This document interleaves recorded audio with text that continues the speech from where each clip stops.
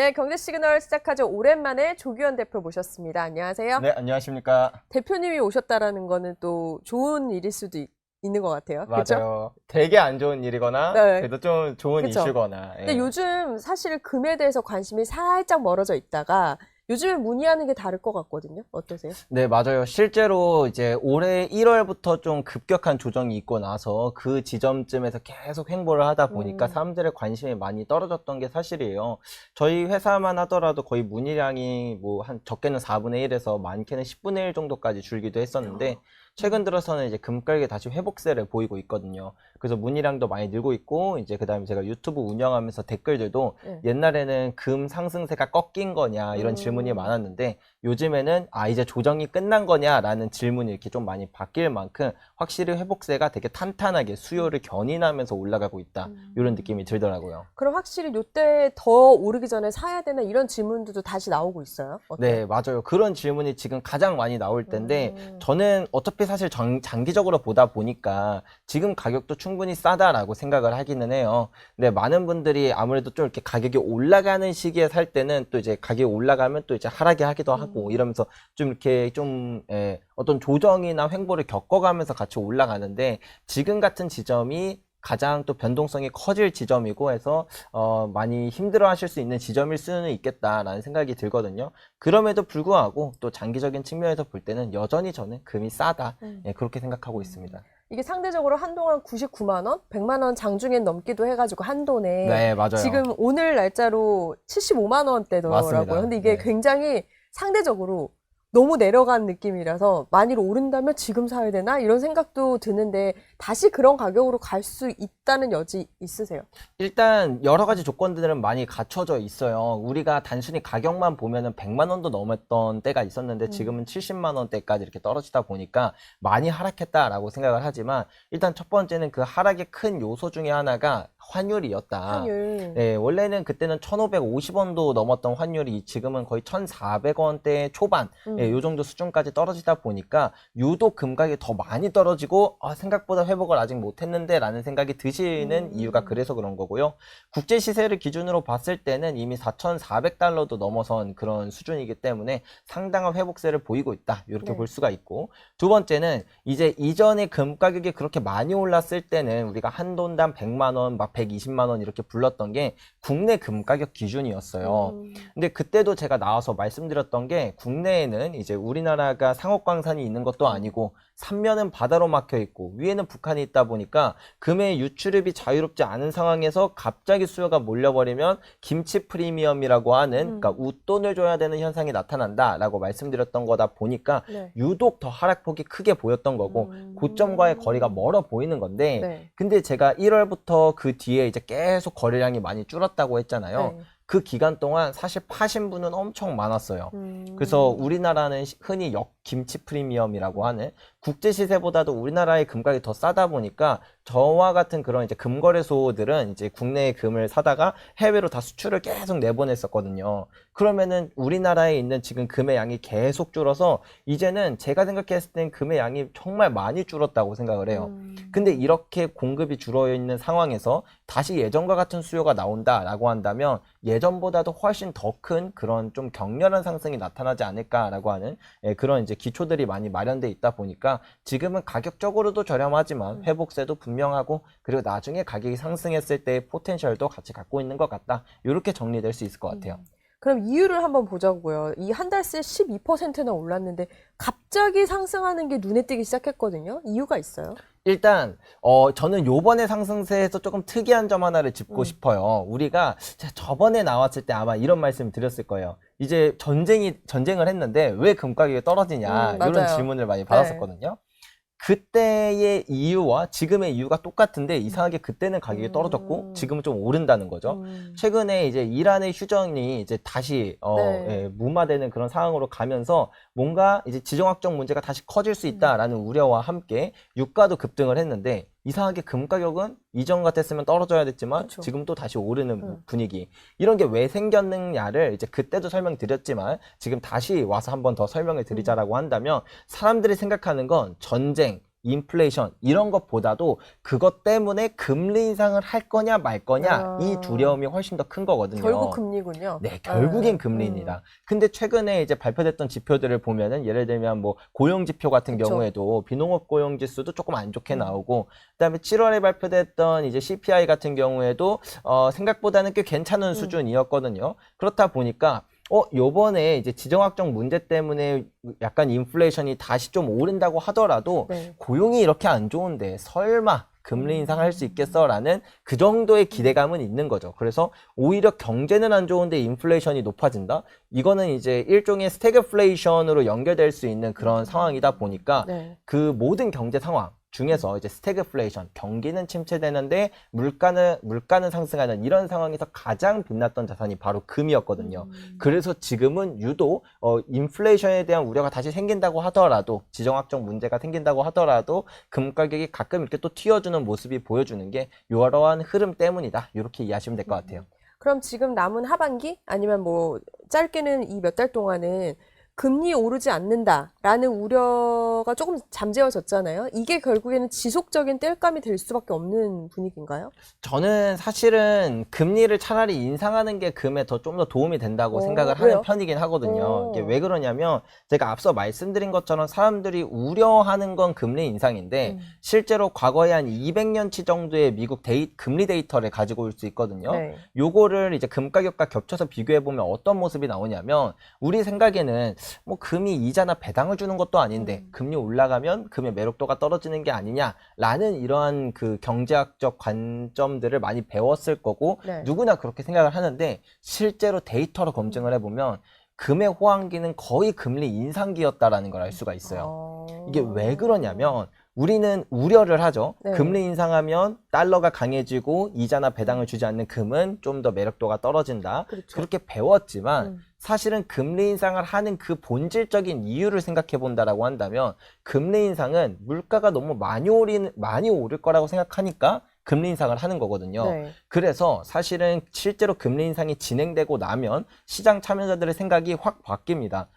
금리를 인상할 정도라면 이게 연준조차도 지금의 이런 인플레이션이 일시적일 거라고 생각하지 않는다는 거네. 이게 고질적이라고 생각하는 거네 라고 생각이 바뀌면서 오히려 그 다음에 이제 금 가격이 회복세가 나타났었다라는 걸 이해해 볼 수가 있고 실제로 가장 가까웠던 역사를 살펴보자라고 한다면 1970년대에도 오일 쇼크가 일어나고 나서 이제 금리 인상에 대한 우려가 강해지자 1974년부터 금 가격이 한 40% 정도 하락했다가 75년부터 금리 인상을 하니까 오히려 그때부터 회복을 했었다. 네. 그래서 지금을 다시 돌아오면 사실 금리 인상에 대한 우려가 줄면서 금가격이 상승한 건 저도 너무나도 기쁘지만 오히려 어차피 지나가야 될 그 산이라고 한다면 차라리 금리 인상을 오래 하는 게 좀 더 마음 편히 좀 더 쭉쭉 뻗어나가는 그런 상승장이 되지 않을까. 만약에 지금 같은 상황에서 고용지표가 다시 좋게 나오면 그 뒤에 또 지정학적 문제가 터졌을 때 시장은 공포에 떨 수 있거든요. 예. 하나 또 여쭙고 싶은 게 있었어요. 그동안 모실 때마다 왜 한국은행은 금을 안 사냐 막 그런 맞아요. 질문을 했었잖아요. 맞아요. 근데 보니까 13년 만에 이제 금 ETF로 샀는데 이거는 어떤 시그널로 받아들여야 돼요? 일단 그것도 좋고 그다음에 혹시 그거 아시나요? 그게 이제 올해 그 상반기에 그렇게 네. 샀었고 요번에 또 산다고 해요. 한국은행이. 근데 이번에는 실물을 그것도 직접 우리나라가 보유하는 형태로 그렇게 네. 산다라고 하거든요. 그래서 저는 이게 정말 상당한 의미를 가지고 있다라고 생각을 해요. 단순히 이제 우리나라가 이제 중앙은행에서 금을 산다라는 게 금의 수요 측면에서도 뭐 어느 정도의 그 의미는 있다고 볼 수 있겠지만 지금 전 세계적인 흐름 자체가 탈달러로 가고 있다라는 게 우리나라에서조차도 이렇게 드러난다라고 볼 수가 있거든요. 요번에 6월에 발표됐던 TIC 데이터를 보면 미국의 국채를 일본, 영국, 그리고 중국 이런 주요국들이 되게 많이 팔았어요. 그런 것들조차 이제 전체적인 방향이 뭐 2000년부터 이미 전 세계 외환보유고에서 달러 비중이 줄고 있었는데 그런 흐름이 갈수록 더욱더 가속화된다라는 걸 느낄 수 있고 특히 우리나라 같은 경우에는 전체 외환보유고에서 금이 차지하는 퍼센테이지가 1% 정도밖에 안 될 정도로 유독 이제 미국 국채를 많이 사는 국가 중에 하나인데 우리나라조차도 이제 금을 그렇게 열심히 사고 있다라고 네. 하는 이런 전체적인 그 거대한 패러다임이 바뀌고 있다라는 걸 직접 볼 수 있어서 첫 번째로 좋았고요. 두 번째는 그 금을 우리나라가 직접 보유한다라는 게 꽤 의미가 있습니다. 과거에도 보면 사실 금을 샀던 시기들은 되게 많은데 금을 본국으로 회수했던 시기들은 되게 좀 특이한 일이었어요. 왜냐면 금이라는 걸 우리나라가 보유하면 금을 보관할 장소도 마련을 해야 되고 그거를 유지 관리할 그런 사람들도 계속 필요하고 그런 비용들도 계속 들거든요. 근데 이거를 만약에 미국의 포트녹스라던가 런던의 이제 영란은행 같은 데라던가 이런 데 보관을 해두면 보관 비용도 세이브 되고 심지어는 거기서 이제 대여를 해주면서 이자도 받을 수 있거든요. 요런 가장 효율적이고 이상적인 구조가 있는데 그럼에도 불구하고 우리나라로 가지고 온다라는 건 어찌 보면 효율보다는 안보가 더 중요해진 시기가 됐다라고 볼 수 있어요. 그래서 과거에도 1970년대 금 가격이 26배 정도 상승을 했는데 1965년부터 프랑스가 먼저 금을 본국으로 회수하자 네. 나머지 이제 뭐 독일이라던가 이탈리아라던가 다른 국가들도 다 본국으로 회수하고 그 뒤에 이제 26배가 상승했던 일도 있었고 1933년부터 47년의 금의 대호황장 때도 그것로부터 한 2년 전인 1931년에 프랑스가 또 먼저 금을 본국으로 회수한 일이 있었거든요. 근데 요것도 2025년부터 프랑스가 본국으로 회수했고 독일, 오스트리아, 헝가리, 폴란드, 체코, 뭐 이탈리아 이런 국가들도 본국으로 회수하고 몇몇 국가들은 회수하자는 얘기도 나왔고 여기에 우리나라조차도 금을 우리나라가 이제 관리하는 방식으로 가자라고 하는 이런 거대한 패러다임의 그 변환이 이제 우리가 직접 두 눈으로 목격할 수 있어서 좀 더 의미가 깊지 않나 이런 생각이 들어요. 생각보다 의미가 크네요. 네, 맞아요. 그러면 상반기에는 ETF로 샀잖아요. 네. 그 전에는 없었는데 ETF로 산 이유는 또 왜냐하면 투자자들 입장에서는 그것도 메시지로 보거든요. 네. 이유가 있었을까요? 아마도 ETF로 샀던 이유는 이제 미국 상장된 ETF인데 걔가 현물 ETF이기 때문에 그래도 좀 의미가 있다라고 생각을 하는 것 같고요. 두 번째는 이 금이라는 게 특정 상황에서는 또 이제 황금성이 어느 정도 필요한 자산인데 진짜 실물금을 내가 보관하고 있으면 미국 국채라던가 아니면 그런 금 ETF보다는 황금성에서 좀 떨어지기도 하거든요. 이제 그래서 아마 그런 의미에서 처음에는 ETF로 구매를 했던 거고 그 다음에 이제 정말 최후의 보루로서 우리가 가지고 있어야 할 그런 자산들은 이제부터 실물로 좀 매입하겠다 그렇게 얘기한 게 아닐까 싶더라고요.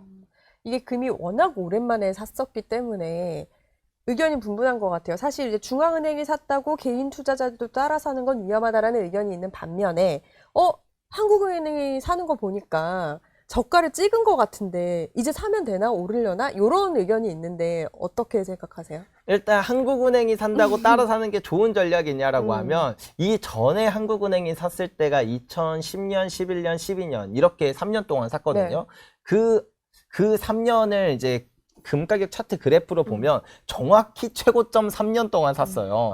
그러니까 한국은행 살 때 따라 사면 무조건 좋은 전략이냐라고 하기에는 이 전에는 최악의 전략이었다. 그렇네요. 근데 이제 여기서 그 생각 때문에 이제 반대로 생각을 해서 이번에 한국은행이 샀다라는 건 고점 시그널이 아니냐 또 이렇게 생각할 수 있는데 그렇다기보다는 이제 중앙은행이 전체적인 중앙은행의 어떤 패러다임의 변화를 보는 건 의미가 있겠지만 그걸 보고 나의 매수 타이밍과 매도 타이밍을 잡는 건 조금 다른 영역이다 이렇게 생각해 보시면 좋을 것 같아요.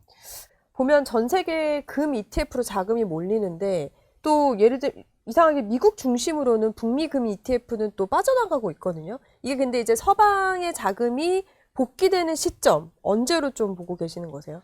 일단 이미 어느 정도 그 변곡점을 지났다라는 건 볼 수가 있어요. 7월을 기준으로 봤을 때 한 7,100만 달러 정도가 순유입이었는데 그 양 자체는 사실 많은 양이 아니거든요. 근데 이전까지는 계속 순유출이었다가 요번에 순유입으로 바뀌었다라는 게 이제 조금 꽤 의미가 있다라고 볼 수가 있고 그리고 사실 이것보다 더 의미가 있는 건 이제 동양권에서 특히 중국이라던가 인도라던가 이런 국가들에서 금의 프리미엄이 엄청나게 많이 늘어나고 있어요. 근데 그 중에서도 보통 옛날 같은 경우에는 이제 가을쯤 되면 축제 기간이라 원래 금 수요가 많거든요. 중국이나 인도가.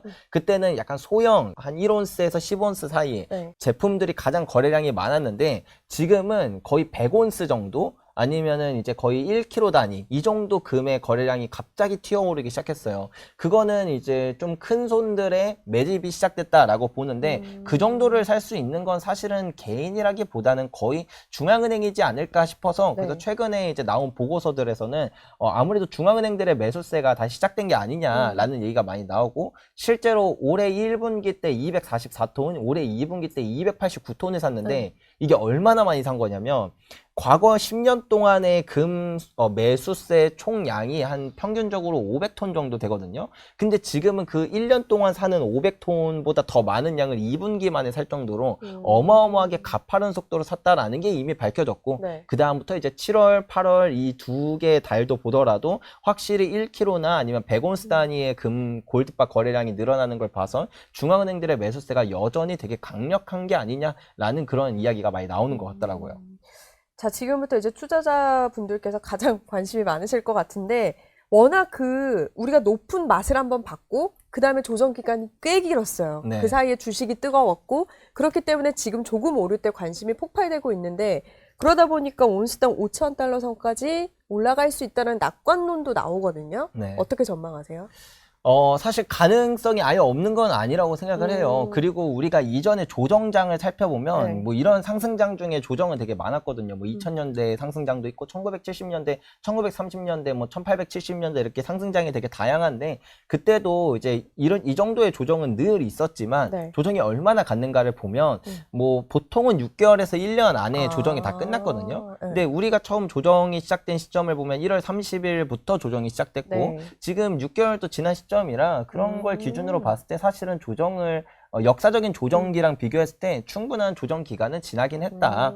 근데 제가 아까 전에 말씀드렸던 것처럼 사실 여기에서 저는 트리거를 이전에도 9월 정도의 금리 인상을 할 가능성이 높았었으니까 네. 과거에는 그래서 9월쯤에 금리 인상하면 그때부터 좀 본격적인 그런 상승이 회복이 시작되지 않을까요? 라는 이야기를 이제 다른 방송들에서 많이 했었는데 그것보다 조금 이른 타이밍에 금리 인상은 안 했지만 이런 회복세가 나타나서 섣불리 이제 전망하는 건 어렵긴 한데 그럼에도 불구하고 전체적인 흐름 자체 그 다음에 이제 조정기의 그 기간 이런 걸 봤을 때 저는 충분히 가능한 시나리오다. 올해 안에도 5,000달러 이상을 이제 넘어갈 거라고 전망하는 그런 투자 기관들도 실제로 많이 이제 전망들이 나오기 시작했고 그런 전체적인 흐름이 많이 바뀌고 있다. 그래서 저도 되게 긍정적으로 바라보고 있다. 이렇게 말씀드릴 수 있을 것 같아요. 말씀하신 걸 근거로 하면은 사실 지금 야금야금 투자를 다시 시작하는 것도 방법이겠네요. 지금이 가장 쌀 수도 있는 거잖아요. 그럼요. 원래 이게 그 조정기가 보통 전체 사이클의 딱 중반부 그 정도에 많이 나타나거든요. 아까 말씀드렸던 1970년대는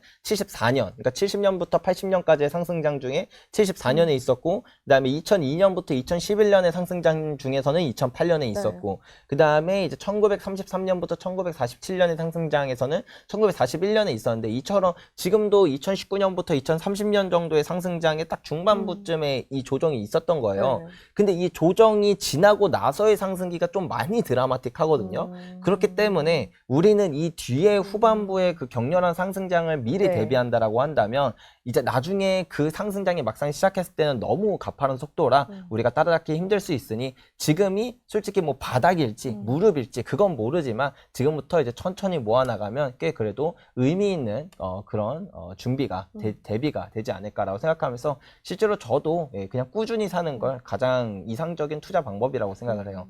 이게 은근 금이 한번 크게 뛰었었기 때문에 단기 투자자들도 굉장히 많거든요. 그런 사람들을 기준으로 봤을 때는 연말쯤에는 지금과는 또 많이 차이가 날 수 있다고 생각하세요? 만약에 금리 인상을 차라리 해주면 좀 더 제가 확신 있게 말씀을 드리고 싶은데 여론은 네. 아니니까 또 네. 그렇죠. 근데 최근 들어서는 오히려 금리 인상보다 금리 동결에 대한 그런 시장의 반응이 좀 더 많아지다 보니까 섣불리 예측하기에는 진짜 어렵긴 하네요. 그럼에도 불구하고 그 금리라는 걸 떼고 다른 전체적인 흐름을 두고 볼 땐 여전히 저는 긍정적인 전망을 하게 되지 않을까라는 생각을 하게 되는 것 같아요. 그러면 이제 금 투자 오랜만에 오셨으니까 여전히 직접 투자가 있고 ETF가 있고 한데 요즘은 어떤 게 좀 어떻게 비율을 맞추면 좋을까요?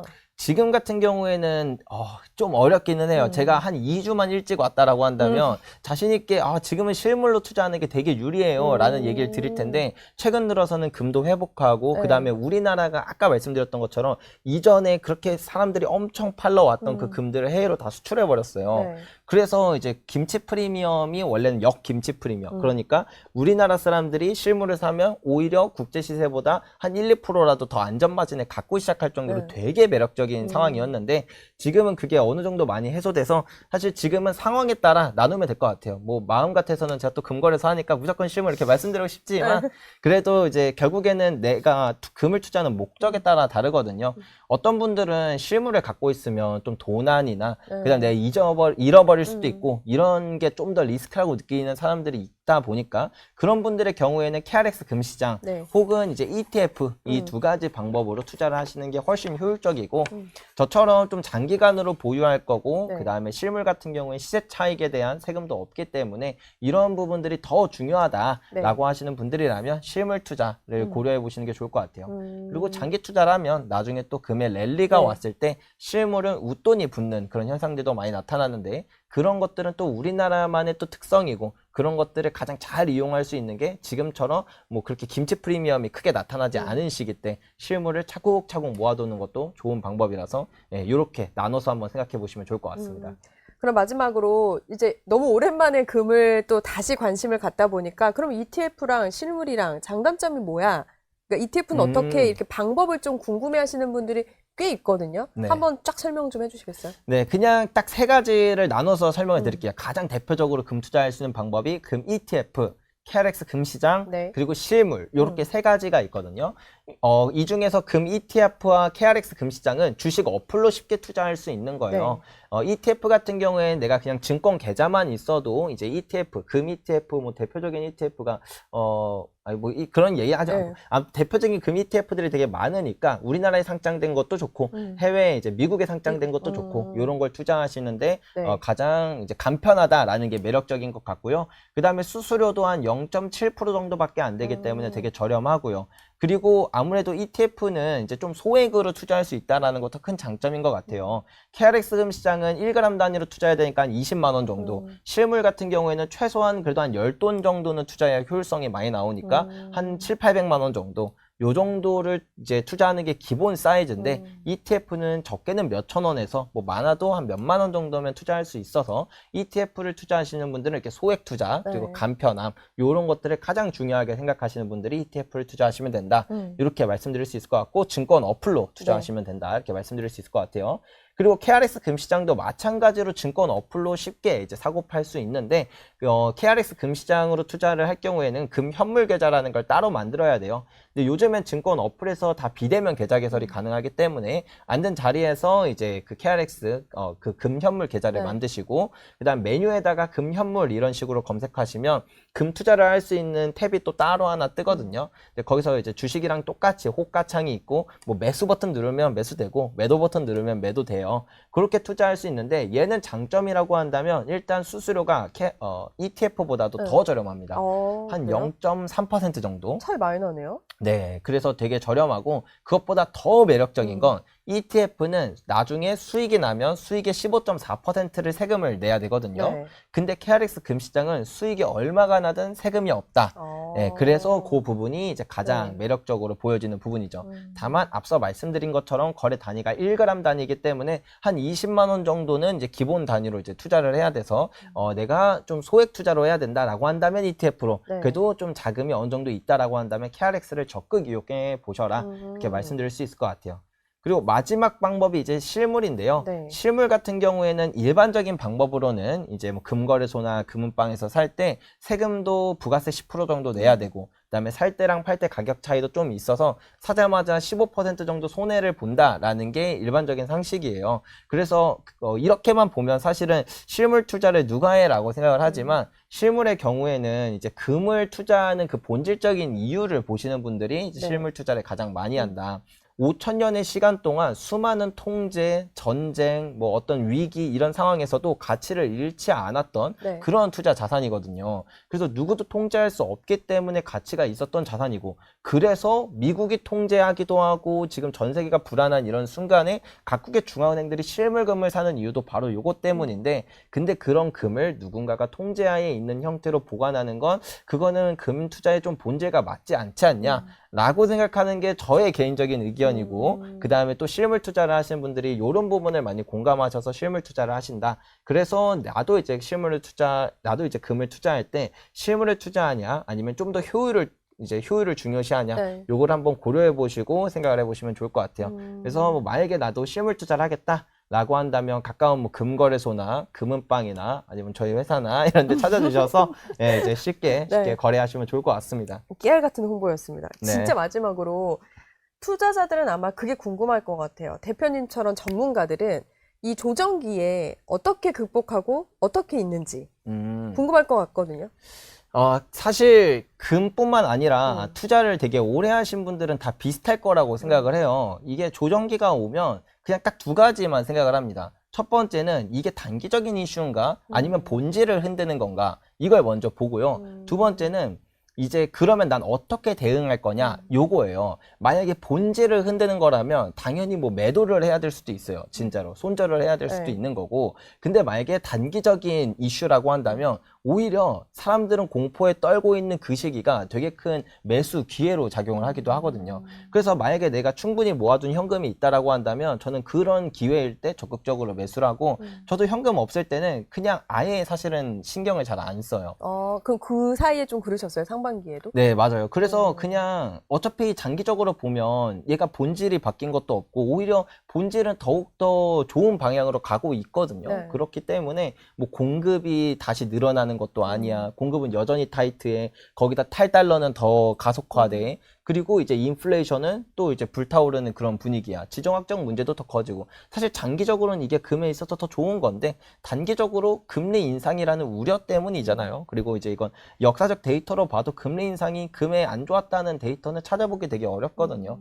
그래서 저는 이런 것들을 그냥 무시하거나 네. 아니면 그럴 때 이제 적극 매수하거나 요 두 가지 방법밖에 없다. 우리가 앞으로 주식을 투자할 때도 마찬가지고 뭐 부동산이 됐든 코인 됐든 어떤 자산을 투자할 때도 지금 같은 조정이나 아니면 좀 긴 횡보나 이런 건 피해갈 수는 없다고 생각하거든요. 뭐 물론 기술적으로는 조금 피해갈 수 있는 방법도 있겠지만 저는 사실은 그 정도의 능력은 안 돼서 그냥 그런 건 자연스럽다, 섭리다, 예, 그렇게 생각하면서 그냥 장기적인 뷰로 투자하게 되는 것 같아요. 알겠습니다. 오늘 오랜만에 조규현 대표님과 금 이야기 나눠봤는데 다음번에는 더 반짝반짝 빛나는 금값 이야기로 또 다시 모시기로 하겠습니다. 감사합니다. 네, 감사합니다.